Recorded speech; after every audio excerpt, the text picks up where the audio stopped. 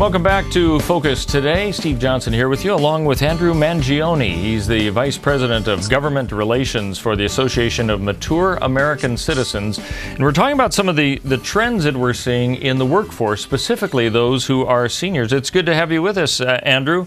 Is the name of your group called AMAC? That is correct. That's the acronym. All right. The Association of Mature American Citizens. I want to read from a part of your publication that says, 2 recent Gallup surveys show there are more post-retirement job seekers than ever before, mainly because they've lost confidence in the economy.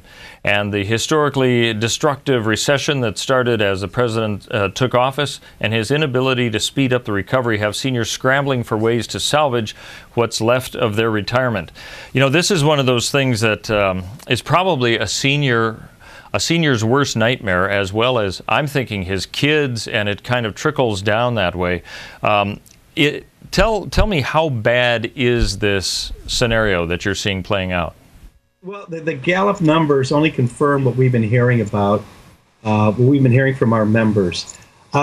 It's tragic. There was a time when, excuse me, you would retire and you'd find a part-time job just to stay active, just to keep your mind sharp, just to kind of not bug your spouse and get out of the house for a while. But now we're finding people staying in the workplace longer in order to recover wealth.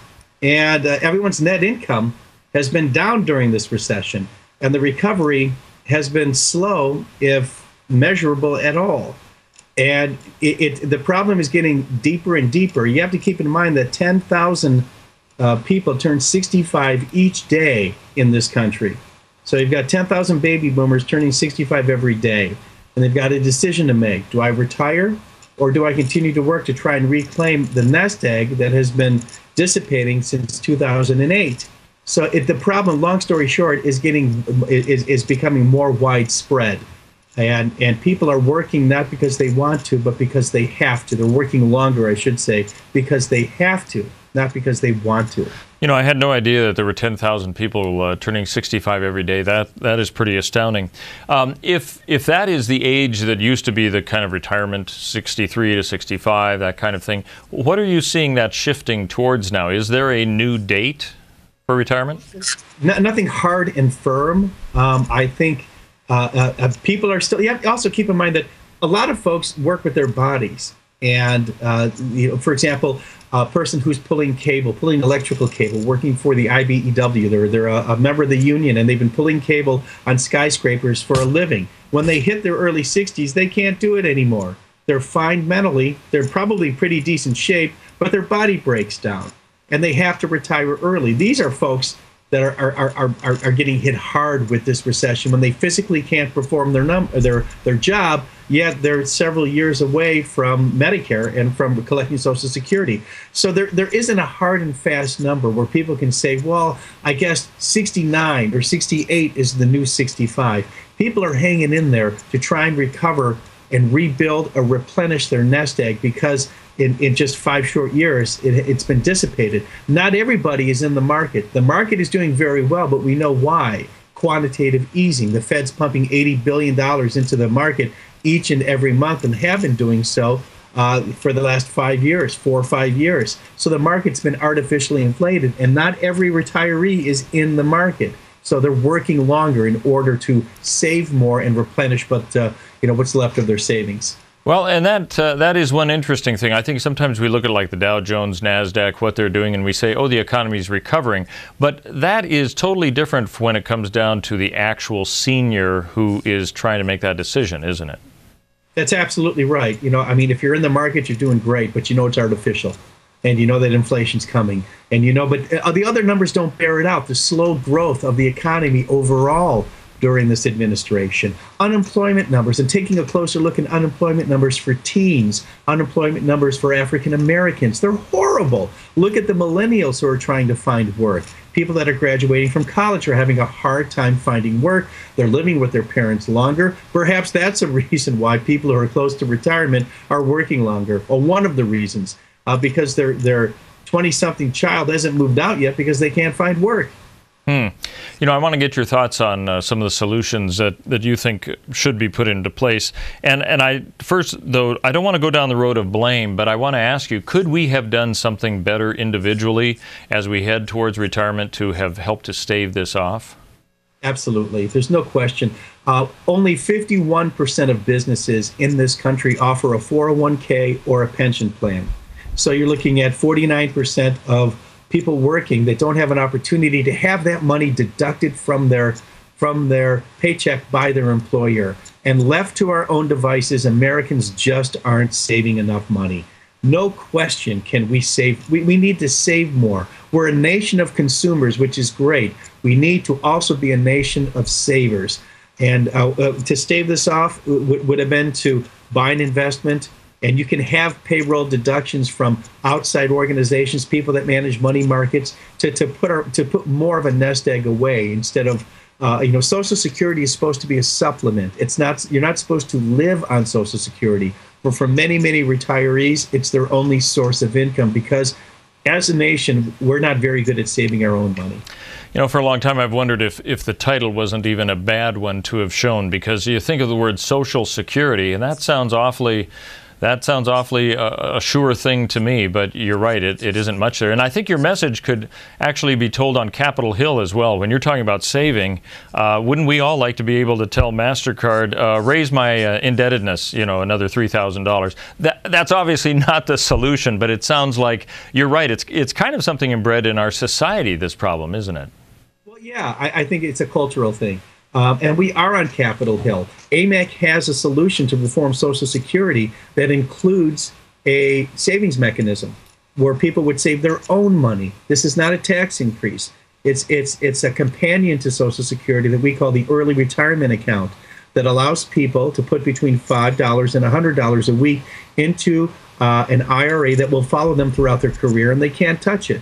This component of the plan, and we've been presenting this component along with the other components of our Social Security guarantee to members of Congress, to on both sides of the aisle, to people in the Senate, to anybody in Capitol Hill that will listen to us. And it has been, the good news is that a savings plan as a companion to Social Security has been greatly received, and people on Capitol Hill are acknowledging that as far as we go, as far as savings is concerned, we need to do a much better job when it comes to planning for our retirement. All right. I want our listeners and viewers to know we're talking with Andrew Mangione, Vice President of the Government Relations for the Association of Mature American Citizens, otherwise known as AMAC. What is your website? I could guess at it, but I don't know if I'd be right, if they want to find out more. It's AMAC, AMAC.US, AMAC.US, or they can give us a call at 888-262-2006. Okay, for those people who are perhaps well into their career, maybe they're near retirement, you can't really make up a whole lot for lost time. I suppose there's some things you can do, and that's what I would like to ask you. What do you suggest for people to say, you know what, I have to do something? Where do you even start? Well, I mean, you could talk to a financial advisor. The first thing to do is to assess your situation. Where are you? In terms of savings, do you have any money? Do you have any pensions? Do you have any 401ks? Any money squirreled away? Take an assessment of where you are first, and then you can plan accordingly. The bottom line is savings. There's low risk type of investment, annuity type of investments. It all depends where you are in life. People have a tendency to become much more conservative as they get older with their investments. We've got advisors for AMAC members. There's other advisors as well that you can tap into. But the first thing is to take a deep breath. Don't panic. Assess where you are, and you can speak with an advisor and roadmap your future. And it's really not that difficult. I realize everybody's scenario is different, but is there any kind of a ballpark idea that you can give as how much people should have available for retirement? That comes down to what do you want to do in your retirement. Some people are always going to work. They're always going to work. They may not need as much saved because they're always going to do something to keep themselves active.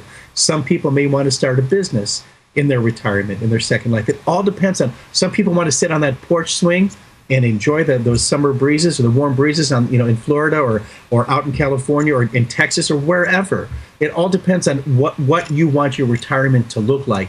everybody's dollar amount is going to vary depending on what they have planned for retirement.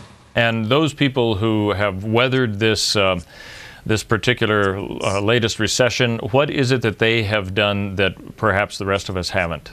They saved their money. You know, they invested in low risk investments. I mean, people not very sexy in terms of return investment types, mutual funds, folks. The diversification.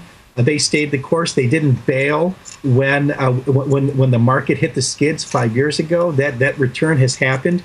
They were first and foremost, they saved their money. They saw the need and they saw the importance of saving their money. They didn't put it in the mattress. It may have been, you know, a low interest bearing account, but they saved their cash. Andrew Mangione, Vice President of Governmental Relations for the Association of Mature American Citizens, otherwise known as AMAC. Again, they can go to your website. That's, I suppose it's chock full of stuff, right?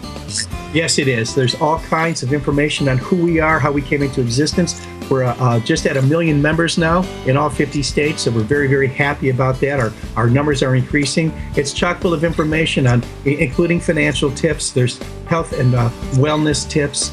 There's all kinds of information that is designed to educate people who are age 50 plus. Great. That's at amac.us. Thanks for being with us. Appreciate it. My pleasure. Thank you. And thanks for joining us for Focus Today.